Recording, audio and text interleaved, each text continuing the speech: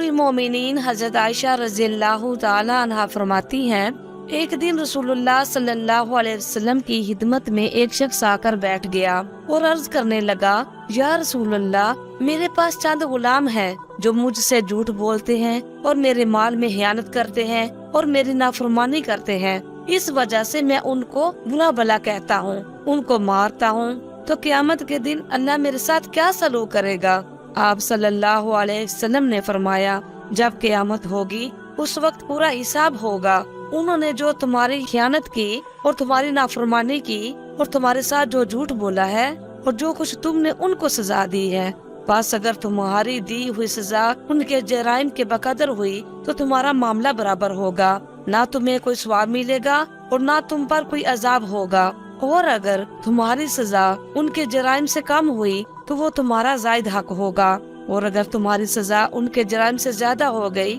تو پھر ان کے لیے تم سے اس زیادتی کا بدلہ لیا جائے گا۔ یہ سن کر وہ شخص الگ جا کر بیٹھ گیا اور رونے اور چلانے لگا۔ تب رسول اللہ صلی اللہ علیہ وسلم نے فرمایا، کیا تم نے اللہ تعالیٰ کا یہ فرمان نہیں پڑھا؟ قیامت کے دن ہم انصاف کا ترازو کھڑا کریں گے اور رکھیں گے، ہم ترازو میں انصاف، قیامت کے دن پھر ظلم نہ ہوگا کسی جی پر ایک ذرا، اور اگر ہوگا برابر رائی کے دانہ کے تو ہم لے آئیں گے ان کو، اور ہم کافی ہیں حساب کرنے کو۔ یہ سن کر اس آدمی نے کہا، یا رسول اللہ صلی اللہ علیہ وسلم، میں نے اپنے اور ان کے درمیان بھلائی کی، اس کے سوا کوئی صورت نہیں پاتا ان کو میں اپنے سے جدا کر دوں، لہذا آپ کو گواہ بناتا ہوں، میں نے ان سب کو آزاد کر دیا۔ اللہ تعالیٰ سے دعا ہے کہ اللہ تعالیٰ بھی ہم سب کو آخرت کی فکر کرنے والا بنائے۔